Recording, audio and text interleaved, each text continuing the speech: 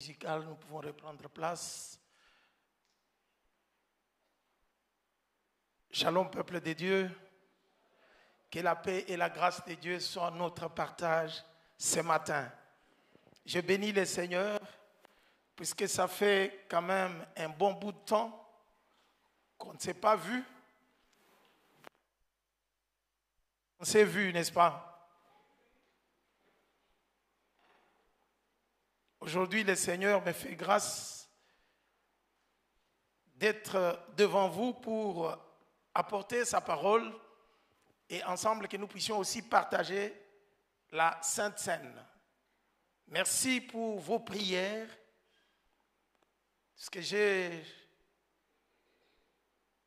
fait presque 1 mois et demi où je n'étais pas au Maroc et le Seigneur m'a ramené en bonne santé, en pleine forme. Je bénis son nom et je vous dis merci pour vos prières. Que le Seigneur vous bénisse abondamment. Donc vous ne voulez pas que Dieu vous bénisse. J'ai dit que le Seigneur vous bénisse abondamment. En ce matin, je vais partager avec nous la parole de Dieu dans l'Ancien Testament, dans le premier livre de l'Ancien Testament.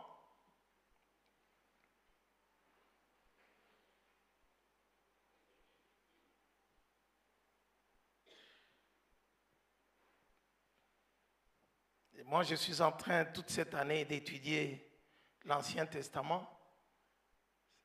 J'avais déjà fini avec le Nouveau Testament.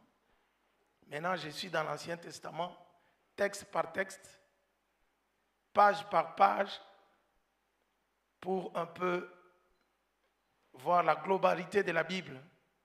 Et à chaque fois, je peux partager avec vous les enseignements que je tire. Je ne suis pas en Genèse, mais il y a un enseignement qui m'avait beaucoup intéressé. En Genèse, c'est ce que je vais partager avec vous aujourd'hui. C'est Genèse chapitre 13, à partir du premier verset jusqu'au verset 13. Genèse 13, 1 à 13. Nous allons les lire. J'ai la version Semeur, je ne connais pas la version que vous avez. Chacun peut regarder dans sa version, lire ensemble avec moi. Chapitre 13, l'entête nous dit ceci avec le Semeur. Abraham se fixe au pays de Canaan. Abraham quitta donc l'Égypte avec sa femme et tout ce qu'il possédait en direction de Negev. Lot était avec lui. Abraham était très riche en troupeaux, en argent et en or. D'étape en étape, il retourna du Negev jusqu'à Bethel, au lieu où il avait auparavant établi son campement entre Bethel et Haï, c'est-à-dire à l'endroit où était l'autel qu'il avait précédemment érigé, et il pria l'Éternel. Lot, qui accompagnait Abraham, avait aussi des moutons, des chèvres, des bovins et des tentes. Et le pays ne suffisait pas pour qu'ils puissent habiter ensemble, car leurs troupeaux étaient trop nombreux. Et de plus, les Cananéens et les Phérésiens habitaient alors le pays. Alors, le berger d'Abraham se disputèrent avec ceux de Lot. Abraham dit à Lot: nous sommes de la même famille. Il ne faut donc pas qu'il y ait dispute entre moi et toi, entre mes bergers et les tiens. Séparons-nous donc plutôt. Séparons-nous plutôt. Tout le pays est à ta disposition. Si tu vas à gauche, j'irai à droite. Et si tu vas à droite, j'irai à gauche. Alors l'autre regarda et vit toute la plaine du Jourdain qui s'étendait jusqu'à Tsoar, avant que l'Éternel eût détruit Sodome et Gomorrhe. Elle était comme les jardins de l'Éternel, comme la terre d'Égypte. Lot choisit donc pour lui toute la plaine du Jourdain et il se dirigea vers l'est. Ainsi, ils se séparèrent l'un de l'autre. Abraham se fixa dans le pays des Canaan et Lot s'établit au milieu des villes de la plaine, dressant ses tentes jusqu'aux environs de Sodome. Or, les gens de Sodome étaient pervertis. Ils commettaient des grands péchés contre l'Éternel. Amen. Prions le Seigneur. Dieu de toute grâce, en ce jour, tu veux encore nous parler. Nous nous abandonnons à toi, nous disposons nos cœurs comme des terres qui ont besoin, Seigneur, d'une sémence. Seigneur, des terres fertiles, fais que cette sémence produise des fruits. Produise alors des fruits qui demeurent, Seigneur. Accepte que par ta parole, que tu nous tires du mal, que tu nous sauves de pièges de l'ennemi, Seigneur, afin que nous puissions posséder notre héritage. Nous te disons merci pour cette parole. Du début à la fin, parle-nous, Seigneur, au nom de Jésus. Amen. En ce matin, je vais nous parler des choix.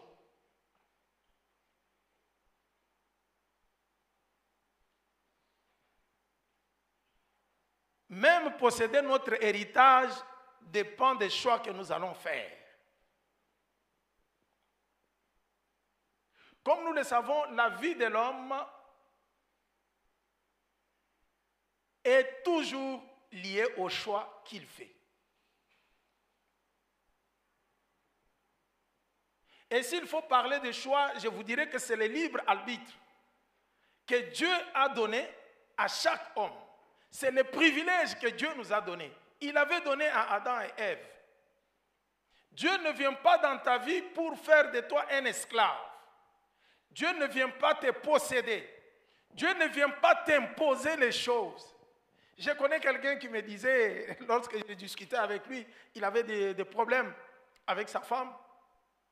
Il me dit, pasteur, tu sais, cette femme-là, tu sais, dans mes choix à moi, dans mes choix, quand il me parlait là, ils ont déjà 5 enfants. Il me dit, dans mes choix à moi, quand on avait commencé, je ne l'avais pas aimée. Elle n'était pas vraiment dans mes choix. Mais c'est parce que Dieu m'a dit qu'il faut le prendre en mariage que je l'ai pris en mariage. J'ai dit, mon cher ami, arrête. Dieu ne nous a jamais imposé quelque chose. Dieu veut que nous soyons libres. Il est là, il attend que nous puissions le consulter pour le choix, afin qu'il nous donne de bonnes directives. Dieu ne s'impose jamais dans notre vie pour dire, moi je t'impose de choisir ceci. Non, non, non. Et nos choix sont attirés par nos convoitises. Ce sont nos convoitises qui dirigent nos choix. Et surtout, c'est notre égoïsme. Vouloir ce qui est bien pour nous, ne pas considérer le bien de l'autre, puisque l'homme est égoïste. C'est ce qui détermine nos choix. Et Dieu nous regarde. Il nous a déjà créés libres, il regarde l'homme, il dit, est-ce que cet homme, puisque la volonté de Dieu en créant l'homme, c'est que l'homme soit toujours en communion et en communication avec lui. C'est pourquoi quand il avait mis Adam et Ève dans les jardins, chaque fois il circulait les jardins, il venait toujours demander, parler avec Adam et Ève. Il veut que l'homme reste toujours en relation avec lui. C'est ce qui fait que même quand le diable est venu tromper l'homme, l'homme a péché, la relation était interrompue avec Dieu. C'est Dieu qui est le premier à commencer les démarches pour rétablir la relation avec l'homme. C'est Dieu qui nous a cherché le premier. Et ce n'est pas ça notre prédication, mais la prédication c'est sur le choix. Et je disais que le choix, c'est le libre arbitre que Dieu nous a donné. Dieu ne vient pas s'imposer, mais il veut que nous puissions collaborer avec lui, coopérer avec lui, marcher avec lui, rester toujours en relation et en communion avec lui. Alors, vu déjà que l'homme était déjà corrompu, ses pensées étaient déjà corrompues, l'homme est toujours dirigé vers le mal. Les choix de l'homme sont toujours attirés, ces choix sont toujours attirés vers le mal. Et le mal ne se présente pas devant l'homme comme mal toujours. Ça, c'est pour que vous puissiez comprendre que le diable, quand on appelle le diable le malin, il est réellement malin. Quand il vient vous présenter le mal, il peut te présenter la mort, il le présente sous forme de quelque chose de très bon, très embelli, très joli. De façon que quand tes yeux regardent, tu es vraiment attiré, tu vas embrasser, mais ce que tu embrasses, ce n'est pas la vie, mais c'est la mort. C'est comme quelqu'un, vous connaissez tous, je sais que chez nous en Afrique, quand on était encore petit, on a bu le lait, n'est-ce pas? Le lait en poudre. Ça se trouve aussi dans vos pays? Les nidos.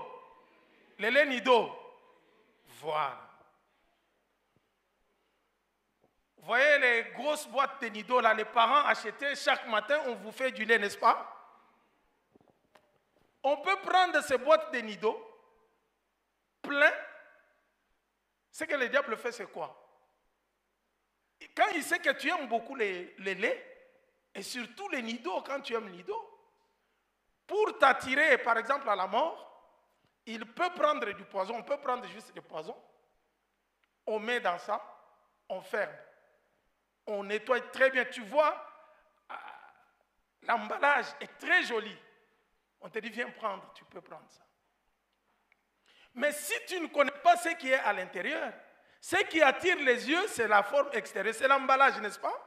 Et c'est comme ça qu'on fait beaucoup de publicité. On parvient à nous vendre même des choses qui ne sont pas de bonne qualité et très bien emballées. Vous avez déjà connu cette aventure-là?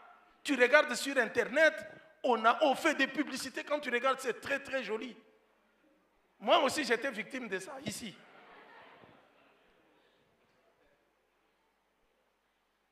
Je partais chercher les chaussures, ici, c'est l'année passée. J'entre dans un magasin, je trouve des belles paires de chaussures qu'on a mis dans les trucs. Donc le monsieur n'a mis que les exemplaires, les échantillons. Tu arrives, tu es attiré, je vois beaucoup de gens qui entraient là-bas. J'entre, j'ai dit, cette paire de chaussures, sous forme de nattes, c'est ce que je veux. Il regarde. Il dit, oui, oui. J'ai dit, vous avez le numéro, tout ça, tout ça. Tu peux essayer, oui. Ils disent que mais nous, on fait toujours par commande. Il dit, ça, c'est ce qu'il y a. Mais vous commandez, après 4-5 jours, vous venez retirer. J'ai dit, oui, oui, textuellement comme ça, quelle couleur et tout ça. Je paye l'argent. Je rentre après, on fait sortir la chaussure, je regarde.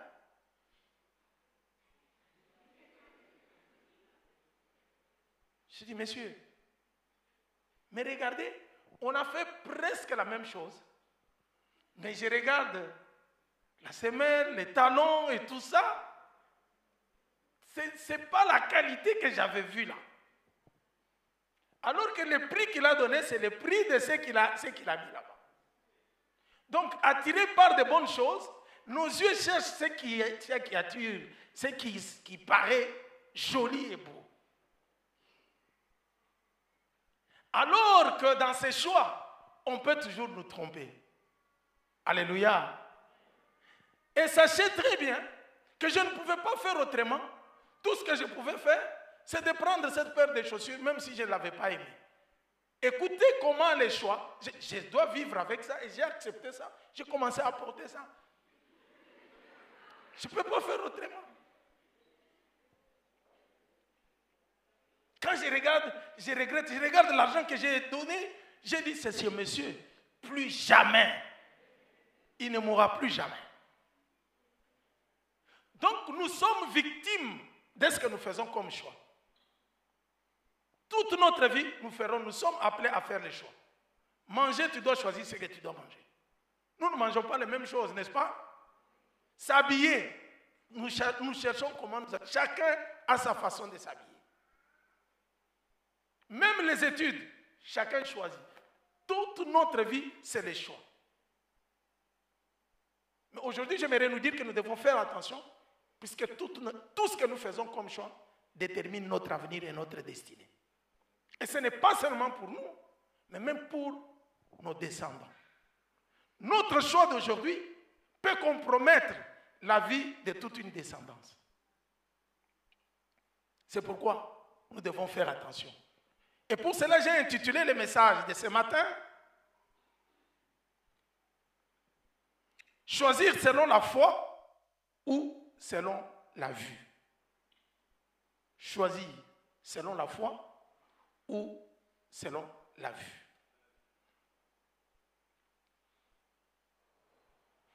Et comme vous le savez, les textes que nous venons de lire, revenons dans ces textes. Vous connaissez Abraham qui a été appelé par Dieu. Genèse chapitre 12 nous montre comment Dieu a appelé Abraham. Il lui a dit de quitter son pays, quitter sa famille, sa patrie, pour aller à un endroit où Dieu va l'indiquer. Abraham quitte par la foi. Il marche avec le Seigneur sans savoir où il allait. Parce que Dieu ne lui avait pas encore dit que tu vas aller à tel endroit. Il lui a dit tout simplement, quitte, je t'indiquerai l'endroit. C'est l'obéissance d'Abraham qui a fait de lui notre père de foi. Amen. Notre père dans la foi, Abraham, ce patriarche. Il prend sa femme, il prend son neveu Lot, le fils de son frère, qui était déjà, je pense, décédé. Il part avec sa femme. Mais les gens posent la question, Abraham, vous allez où? Je pars à un endroit où Dieu m'a dit qu'il va me montrer. Imaginez-vous aujourd'hui, vous vous réveillez, je pars. Vous allez où? Dieu m'a dit que je dois partir. Quelle foi? Heureusement pour lui, quand il est parti, arrivé à Canaan, Dieu lui dit, cette terre, je te la donne. Non seulement à toi, mais à ta descendance. Comme Dieu lui avait promis, je rendrai ton nom grand, je pars avec toi. Je marche avec toi. Je rendrai ton nom grand. Je ferai de toi une grande nation. Et il lui dit de façon que ta descendance sera une descendance telle que les sables de la mer. Il dit, si les gens peuvent compter les sables de la mer, et c'est comme ça que sera ta descendance. Il parle à Abraham qui est stérile, qui n'a pas d'enfant, avec sa femme avancée en âge. Et l'aventure commence quand Abraham avait 75 ans. Vous comprenez? C'est à 75 ans, quelqu'un qui n'a pas d'enfant, que Dieu vient parler. J'aime Dieu pour sa parole. L'âge ne peut pas empêcher Dieu d'agir. Parce qu'il y a des gens qui regardent, je suis trop en retard, c'est déjà tard. Ça, c'est ton temps à toi. Notre Dieu n'est pas lié par notre temps, le chronos. Le temps de l'homme, c'est le temps de chronos, où vous comptez les années, où vous comptez les minutes, où vous comptez les heures. Mais Dieu n'est pas concerné par ce temps. Dieu a son temps en lui, c'est le temps qu'il agit. Le temps de Dieu, c'est le temps kairos. Quand ce temps arrive, Dieu agit comme il a prononcé sa parole. Et il part avec Abraham, arrivé à Canaan, il lui dit, tu t'établis ici. Voilà maintenant, parcours tous ces pays, je vais te les donner. Abraham arrive, quand Dieu l'établit là-bas, il dresse l'autel à Dieu. Parce qu'il dressait toujours l'autel pour se rappeler et pour rappeler à la descendance que voici ce que le Seigneur avait promis, avait donné comme promesse avec moi. C'est une façon de faire l'alliance avec Dieu. Il fait l'alliance avec Dieu, il s'établit dans ces pays, il prend possession de ces pays, à Canaan. C'est pourquoi je viens encore t'appeler aussi ce matin, te rappeler ce matin que le Seigneur qui t'a pris, qui marche avec toi, même si tu te poses des questions, mais comment je me suis retrouvé au Maroc? Comment je suis arrivé à Rabat? Comment? Ce n'est pas le Seigneur qui t'a appelé, c'est là où il t'amène. C'est question de rester confiant en lui, lui faire confiance, rester attaché à lui. Tu verras. Dieu ne t'a pas appelé pour t'humilier. il t'a appelé pour rendre ton nom grand. Pour que tu sois un témoignage de ta famille. Accepte au moins ce temps d'être obéissant à Dieu, de rester à ses pieds, de marcher, de suivre sa direction. Et l'Éternel finira toujours par élever ton nom. De la même façon qu'il a dit à Abraham, je rendrai ton nom grand, je bénirai ta descendance. Les mêmes promesses, le Dieu de toute la terre, le Dieu de toute compassion, le fait encore pour toi aujourd'hui. Reste confiant en Dieu. Arrivé à Canaan, même si Dieu t'a appelé bien-aimé, il faut comprendre que les difficultés ne vont pas manquer. Ce n'est pas puisque tu as la crise des dirhams au Maroc que ce n'est pas ta place.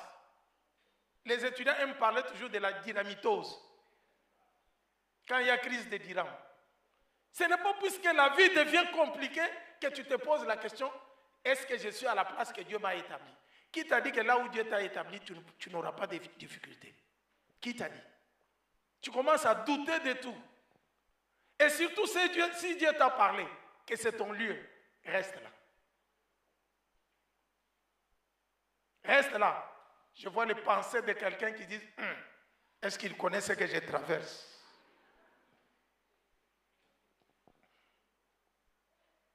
Est-ce qu'il comprend la crise qui se vit ici au Maroc? Est-ce qu'il sait, le pasteur parle comme ça, est-ce qu'il sait ce que je traverse? Abraham a traversé aussi des moments comme ça. Là où Dieu lui a rassuré que c'est là où je t'établis, il y a eu la famine qui s'est abattue. Il n'y avait pas à manger. Conseil gratuit. Quand la crise arrive là où Dieu t'a établi, consulte l'Éternel avant de prendre une décision. Abraham se décide. Il dit, bon, je dois sauver ma vie. Je me demande s'il se disait aussi, Dieu a dit, protégez-vous, moi je protégerai votre cœur. Peut-être. Abraham se décide de quitter là où Dieu l'avait établi pour aller s'installer en Égypte, suivre à manger. Ne compromets pas ta foi à cause de la nourriture.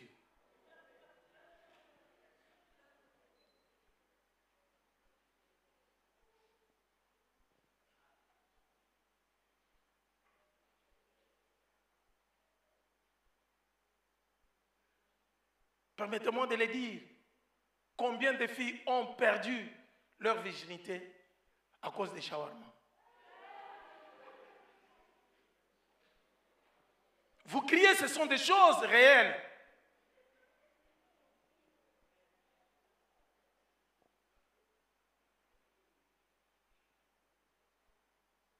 Combien de filles se sont fait engrosser à cause de la crise?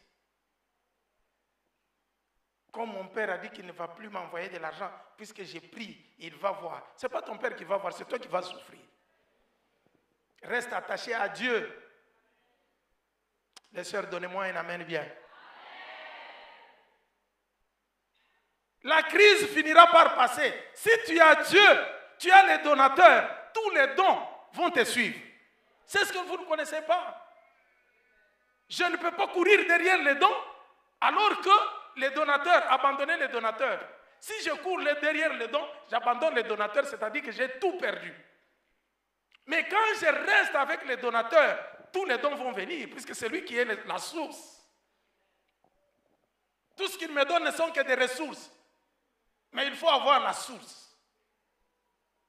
Et Abraham, sans consulter Dieu, il dit, bon, ça va, dans mes responsabilités paternelles, en tant que chef de famille, je ne peux pas accepter de laisser la famille que j'ai amenée ici affamée. Maintenant, direction vers où? L'Égypte. Il y a à manger en Égypte, nous devons partir. Combien de gens ont perdu leur destinée en voulant toujours aller s'installer en Europe, en Amérique? Est-ce que c'est la place que Dieu vous veut?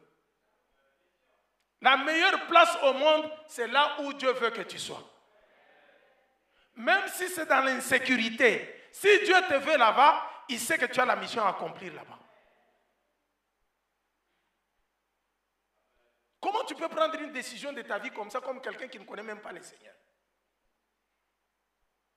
Tu mets ton avenir dans un jeu du hasard. Comme les autres partent, moi aussi je ne vais pas partir. Mais tu oublies que Dieu t'a appelé, tu as une mission. Abraham quitte Canaan, la terre promise, et il s'en va en Égypte. Arrivé là, il commence même à se compromettre. Il dit à Sarai, sa femme, je sais que tu es très belle. Quand on va arriver en Égypte, ces gens-là, quand ils vont te voir, ils vont me tuer pour te prendre. S'il te plaît, quand nous allons là-bas, dis tout simplement que tu es ma soeur. On va me traiter très bien à cause de toi. Et vous savez que des fois, les familles de la Bible nous enseignent beaucoup de choses. Notre père, des fois, est allé laisser Sarah entre les mains du roi d'Égypte pour qu'il puisse bien manger.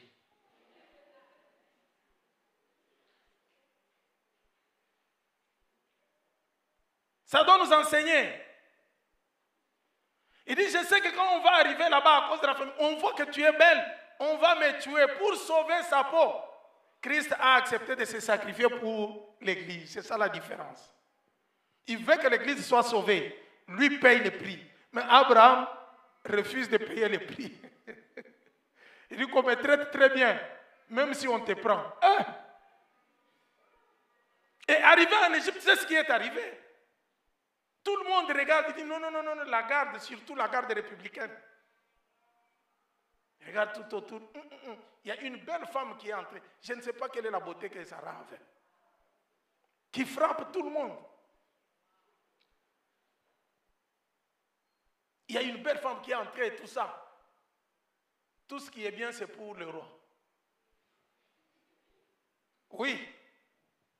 On dit le roi d'Égypte. On va l'informer. Lui était assis. Les gens en train de travailler. Ils viennent avec les informations. Il y a une belle femme qui est arrivée. Il dit, ah bon? Oui. Celle-là mérite le roi. On dit, vous l'amenez. On va enlever Sarah. Il dit, mais toi, les messieurs, on te voit toujours à côté de ce. Qu'est-ce qui se passe? Je suis son frère. Et c'est comme ça qu'on amène Sarah dans cette faiblesse de compromission d'Abraham. On amène Sarah chez le pharaon. Et Pharaon commence à traiter maintenant Abraham très bien. On lui donne toute la richesse, les bovins, les chèvres, les moutons, le bœuf. Il dit, il faut lui traiter le beau-frère très bien.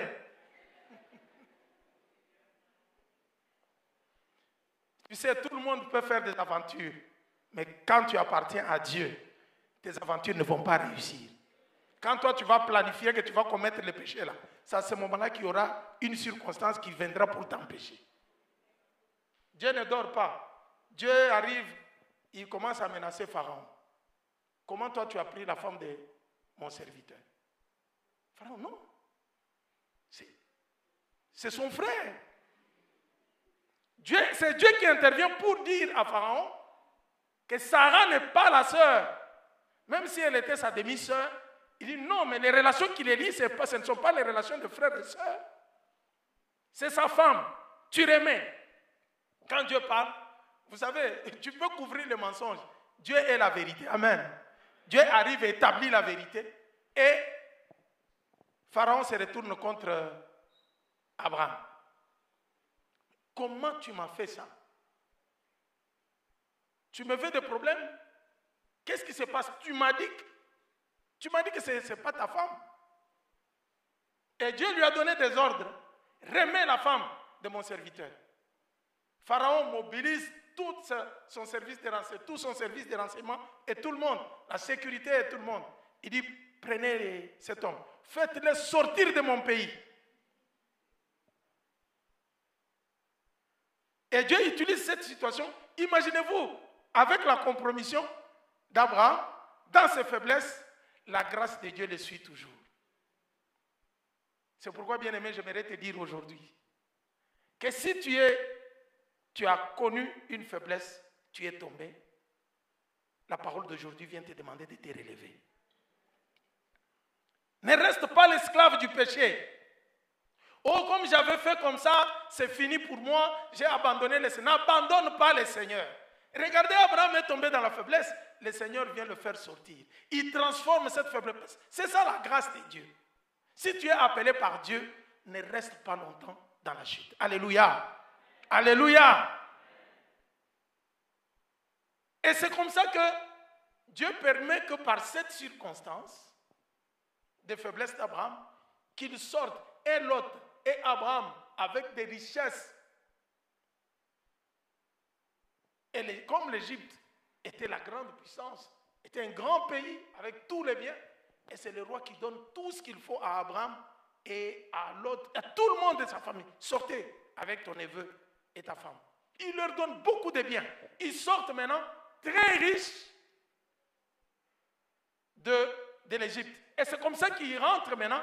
Abraham rentre maintenant à Canaan, là où il avait fui. C'est pourquoi, bien-aimé, cherche à connaître toujours là où Dieu te place. Termine ta mission là-bas. Quand Dieu veut te déplacer, c'est lui-même qui s'en chargera.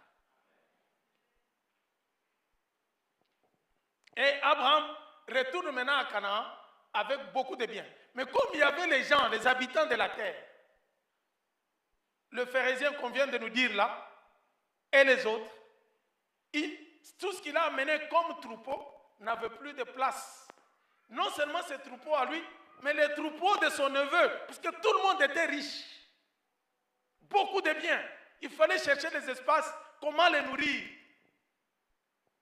Et c'est ainsi que les disputes commencent entre, puisqu'ils sont sortis même avec des travailleurs. Leurs bergers qui devraient s'occuper des troupeaux et d'autres choses. Comme il y en avait beaucoup, le berger d'Abraham et le berger de Lot commencent à se chamailler. Je pense qu'ils se disputaient de place. La verdure. Moi, je dois amener les troupeaux de mon maître sur telle verdure. Mais comment toi tu as amené ici? Et il n'y a plus assez d'espace. Les disputes commencent. Bien aimé, il n'y a pas que la pauvreté qui sépare. Même la richesse peut aussi créer des problèmes dans des familles. Et les gens se séparent. Amen. Et c'est comme ça que Abraham, en tant qu'appelé de Dieu, en tant qu'enfant de Dieu, je peux dire même ami de Dieu, Abraham propose une solution pacifique. Il regarde l'autre et lui dit, écoute, je ne vois pas pourquoi nous devons nous chamailler, nous devons avoir des problèmes, alors que nous sommes des frères, nous sommes de la même famille. Abraham, c'était son neveu. Et l'autre, c'était son neveu. Mais Abraham, qui était son oncle, pouvait s'imposer, dire en tant qu'oncle, vous connaissez ce que les oncles font, n'est-ce pas? Toi, tu n'as pas un mot à dire. Quand nous, les oncles, on parle, toi, en tant qu'enfant, tu t'étais. Mais pour la paix, c'est Abraham qui prend l'initiative pour dire à l'autre,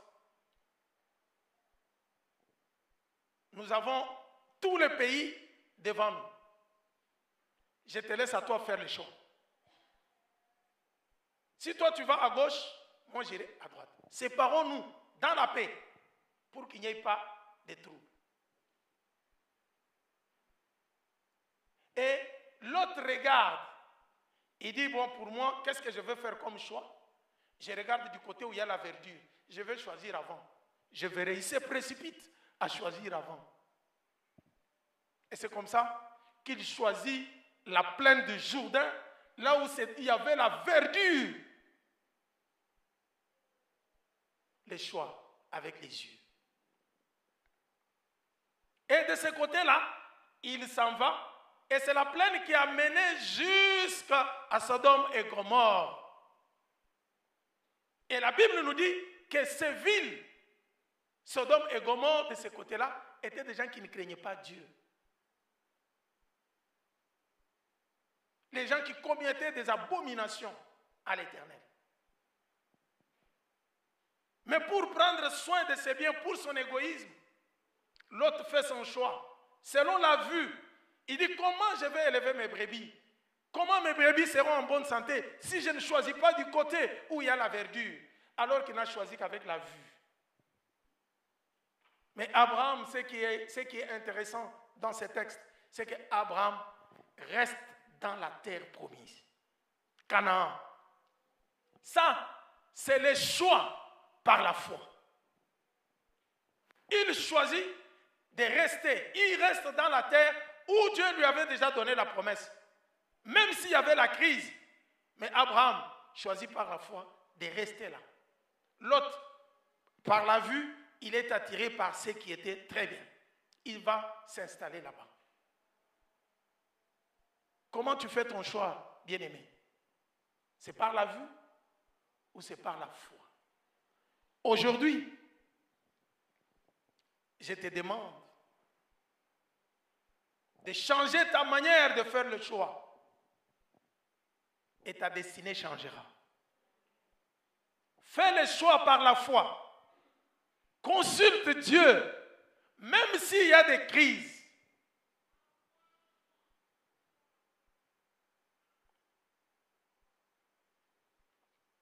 Quand le conflit arrive, Abraham choisit la voie pacifique, la séparation en paix. Si vous allez lire la suite du chapitre 13 au verset 14, vous verrez que là où Lot est parti à Sodome et Gomorrhe, les ennemis sont venus, ils ont ravagé le pays, ils ont pris et Lot et ses femmes, ils les ont amenés en otage. C'est Abraham qui est allé les délivrer. Alors que lui avait choisi, il était le premier à choisir de bons côtés. L'autre choisit selon l'apparence. Bien-aimé, par le choix, j'aimerais te dire aujourd'hui que tous les beaux endroits ne sont toujours pas bénis. Tous les beaux endroits ne sont toujours pas bénis. Ne choisis pas seulement pour ce que tu vois. Et avant de choisir même, consulte l'Éternel. Ce choix a amené Lot à s'installer dans la ville où il y avait le péché. Y vivre, attiré toujours par la vie du péché. Ne vous y trompez pas. La mauvaise compagnie corrompt les bonnes mœurs. Dis-moi qui tu fréquentes et je te dirai qui tu es. Nous avons des chrétiens au milieu de nous ici qui n'ont des amis que le païen. Et il les pointe. C'est mon meilleur ami.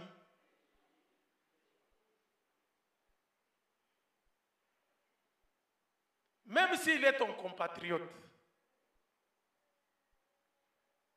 s'il n'a pas la même foi que toi, ne fais pas de lui un meilleur ami. Je te choque, n'est-ce pas?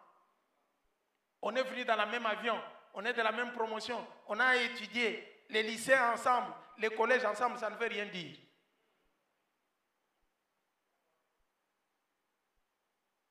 Je ne dis pas qu'il soit ton ennemi, mais il ne doit pas être ton ami. Et ce qui est encore plus grave, ton meilleur ami.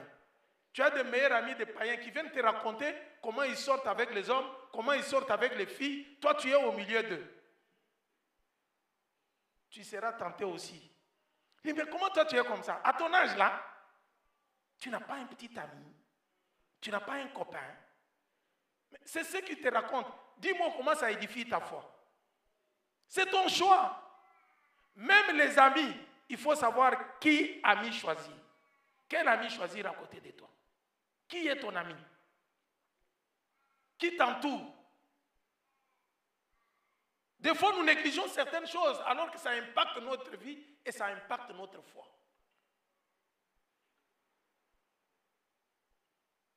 Oh, les membres de l'église, non, je ne veux pas. Ça va créer des problèmes. Ils vont commencer, on ne va plus se respecter. Tu es venu chercher du respect ici.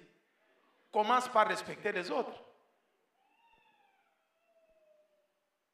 Dans la même famille, on ne vient pas avec les grades de nos sociétés là. Mais ils ne savent pas que moi je suis... tu es mon frère, laisse ce que tu dis là. Tu es mon frère. Garde ta thèse de doctorat. On ne vient pas faire la démonstration des thèses de doctorat ici. Oh, le pasteur, il est professeur et c'est pour cela qu'il doit être dans les milieux de professeurs. Qui t'a dit ça? Je dois vivre avec mes frères et sœurs de la même façon que je vis dans ma famille. Quand tu as ta sœur, même si elle est ministre, elle reste ta sœur, n'est-ce pas? Quand tu le vois, tu l'appelles toujours Hortense. Hortense, quand les autres arrivent, son excellence. N'est-ce pas? La vie de la famille, c'est ça. On ne vient pas dire, moi avec mon rang social, en tant que représentant de tel pays, des gens de cette église-là ne peuvent pas parler avec moi. Tu es le premier à être là où tu es là. Il y avait des gens qui t'avaient précédé qui sont partis. Si on t'enlève aujourd'hui, tu resteras toujours enfant de Dieu, notre frère. N'est-ce pas? C'est pourquoi dans l'œuvre de Dieu, dans l'église, même quand tu es très élevé, apprends à respecter tout le monde. Quand tu montes dans un immeuble, pour aller au 5e niveau, au 10e niveau, respecte ce que tu trouves au rez-de-chaussée. Car au retour, tu les retrouveras.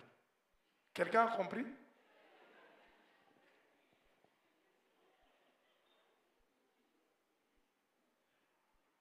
La vie dans la famille, même s'il y a des problèmes, on règle entre nous, mais on reste enfant de Dieu. Alléluia! Dis à ton voisin, ne nous séparons pas. Restons unis avec le Seigneur.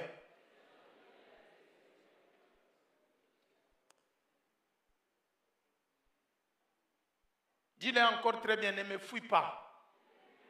Je suis ta sœur. On ne fuit pas la famille. Oh lui là, moi je ne peux pas marcher avec lui. Mais tu vas prendre les gens qui vont t'influencer très mal.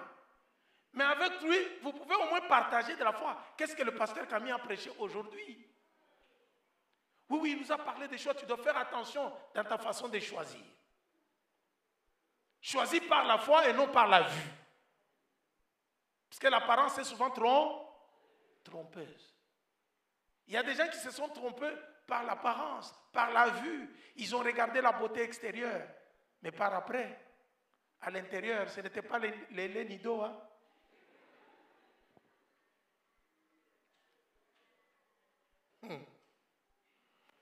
Bien-aimés, faisons attention avec les choix que nous faisons. Un enfant de Dieu ne peut pas se permettre de prendre un engagement pour sa vie sans consulter l'Éternel. Le dimanche passé, on nous a prêché par le frère Samuel. Qui se rappelle de la prédication? Qui se rappelle de la prédication? Donc le dimanche prochain, si on pose la question, qu'est-ce que le pasteur Camille avait prêché? Vous tous ici, vous allez rester encore comme ça. De la même façon que vous faites pour la prédication du dimanche passé, qu'est-ce qui me garantit que le dimanche prochain, vous serez en mesure de bien répondre? D'ailleurs, avant de terminer ma prédication, je vous demande de me rappeler la prédication du dimanche passé. Hein? Qu'est-ce qui est important dans la communication spirituelle? Hein?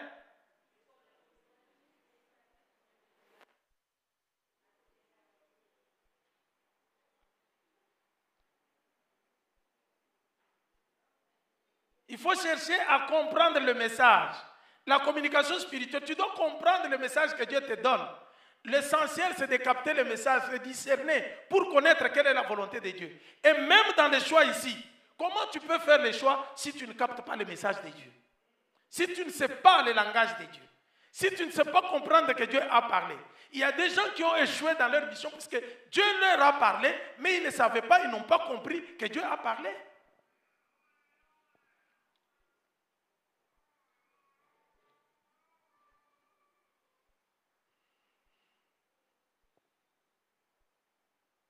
Abraham, si vous allez lire la suite de ce message, à partir du verset 14, Dieu vient, quand il se sépare avec l'autre, c'est à ce moment-là que Dieu apparaît encore à Abraham pour lui confirmer les promesses qu'il lui avait données.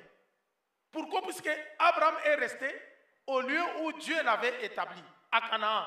Dieu apparaît à Abraham au verset 14. Si nous lisons ça, je vais lire pour nous rapidement. L'Éternel dit à Abraham, après que l'autre se fut séparé de lui, lève les yeux et regarde depuis l'endroit où tu es, vers le nord, le sud, l'est, ouest. Tous les pays que tu vois, je te les donnerai, à toi et à ta descendance, pour toujours, pour toujours.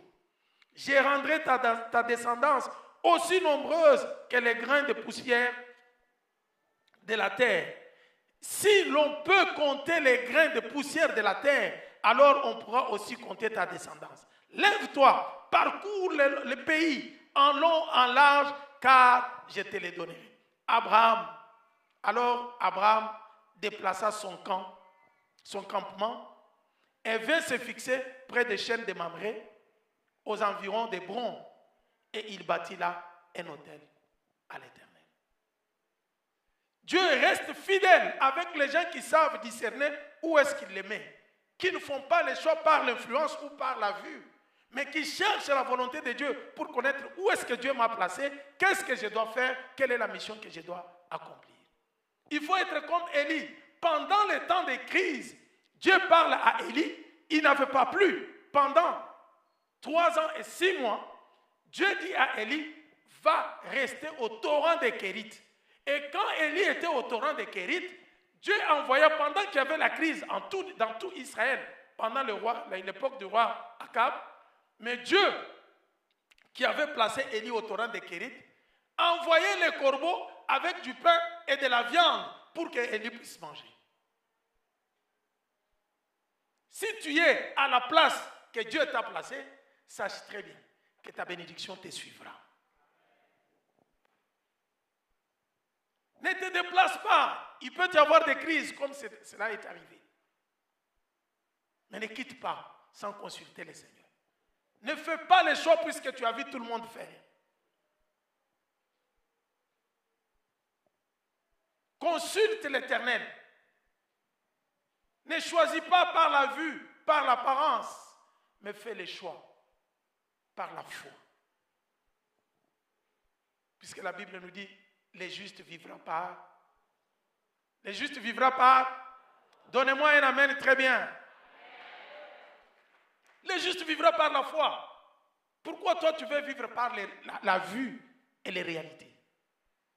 Les réalités peuvent être contraires, alors que la bénédiction de l'Éternel reste toujours là. Pour que le salut arrive.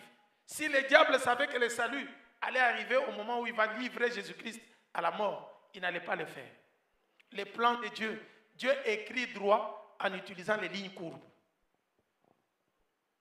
C'est pourquoi les gens ne peuvent pas comprendre le langage de Dieu. Dieu peut chercher à te bénir, mais en utilisant les circonstances difficiles. De la même façon qu'il a fait à Joseph, en Égypte. Il fallait que Joseph soit calomnié, qu'il aille en prison, qu'il soit vendu pour qu'il devienne le premier ministre en Égypte. Ta souffrance est en train de te pousser vers ta destinée. Ne pleure pas. Pendant ces temps de souffrance, quand tu vois que les choses se compliquent, les gens qui ont le Saint-Esprit commencent à remercier et à louer Dieu, puisqu'ils savent que Dieu commence à utiliser les circonstances difficiles pour les amener à réussir dans leur destinée. Ne sois pas influencé comme ça. Quel est le choix que tu vas faire? Comment tu as toujours fait les choix? Et vous savez que moi, je suis venu au Maroc, c'est par là que je vais terminer ma prédication. Dans 2 mois, je vais totaliser 20 ans au Maroc. Au mois d'octobre, j'aurai 20 ans au Maroc. Il y a des gens qui me regardent.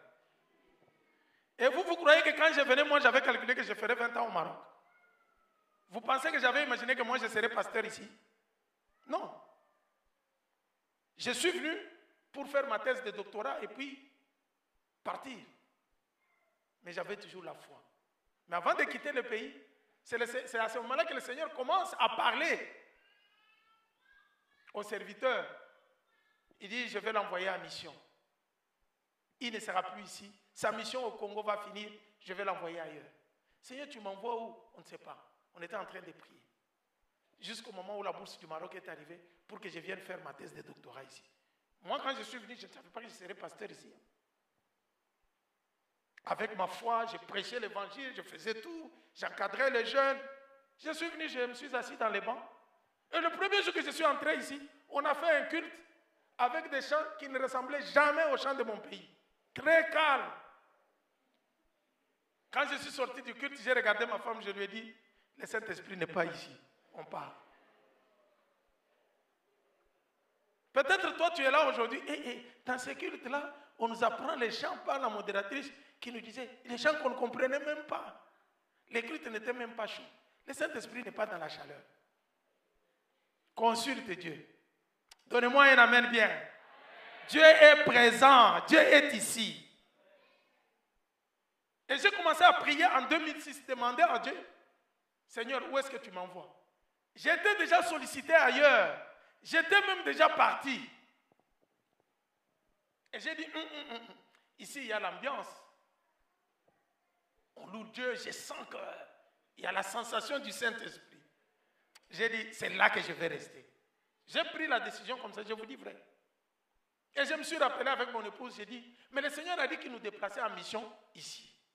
Consultons le Seigneur pour savoir où est-ce qu'il nous veut. Nous n'avons pas à choisir selon notre vue. On a commencé à jeûner et prier chaque samedi. Moi et mon épouse, on avait pris 2 sœurs. On s'enfermait à l'océan. Jeûner et prier. Jeûner et prier. Seigneur, tu me parles. Et le Seigneur vient me parler en me montrant l'église. Il me dit, tu vois là où tu dis qu'il n'y a pas le Saint-Esprit là. C'est là que je t'envoie. J'ai dit, Dieu des fois nous donne des choses que nous ne voulons pas. Mais c'est lui qui savait. J'ai dit, mais comment je vais faire pour m'adapter? Moi, je viens de l'église des réveils charismatiques où on prêche, on prophétise, on peut prêcher même pendant 2 heures, 3 heures. On acclame, on s'élève, alléluia. Quand le pasteur prêche, on s'élève, on vient, on donne l'argent. On est touché par la parole, alléluia. Je m'élève, je donne. J'ai dit, mais avec ce que j'ai entendu là, j'ai écrit à mon ami pasteur qui est parti en Afrique du Sud. J'ai dit, priez pour moi, je suis entré dans une chambre froide. Je vous dis vrai, je me disais que Dieu n'est pas ici. C'est alors que le Seigneur me montrera en vision. Il dit, je suis là. Tu as une grande mission. Et c'est là que Dieu m'a parlé. En 2006, Dieu me parle que je serai pasteur ici à Rabat. 2006. J'ai dit, moi, je regarde l'église. L'église a beaucoup changé. Demandez à ceux qui étaient en 2006 qui vous disent comment était l'église. J'ai dit, mais avec tous ces gens que je vois, des blancs qui n'aiment même pas entendre que les autres qui disent même que les démons n'existent pas, moi je vais rester dans cette... Moi je serai pasteur là-bas. Si je n'avais pas consulté l'Éternel, aujourd'hui tu n'allais pas bénéficier de cette prédication. J'ai fini ma thèse de doctorat, mais le Seigneur m'a dit, tu me sers là. J'étais dans la jeunesse, commission d'enseignement de la jeunesse. C'est avec moi qu'on a commencé la commission témoignage, évangélisation ici. J'ai organisé des cérémonies ici, j'étais à Kenitra. Jusqu'au moment où je suis entré dans les CP, jusqu'au moment où on a vu qu'il a l'appel pastoral. Apprendre à consulter Dieu. Alors que j'étais sollicité ailleurs, où j'ai trouvé que c'était mieux, où le pasteur m'avait même rassuré, il était blanc, il m'avait même rassuré, je vais travailler avec toi. Et je lui avais donné même ma parole. 2 mois après, il commence à me chercher. Il pose la question, mais il est où? Je me rappelle pasteur Freddy qui est en Tunisie, qui était aussi pasteur et assistant ici. Il vient ici, il me dit, mais pasteur, tel demande, tu es où?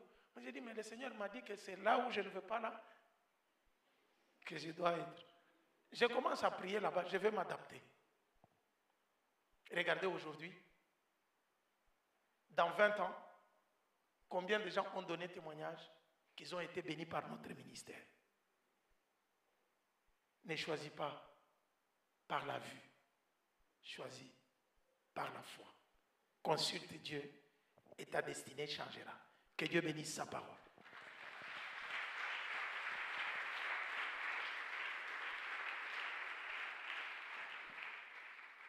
J'aimerais compris, il y a des gens qui ont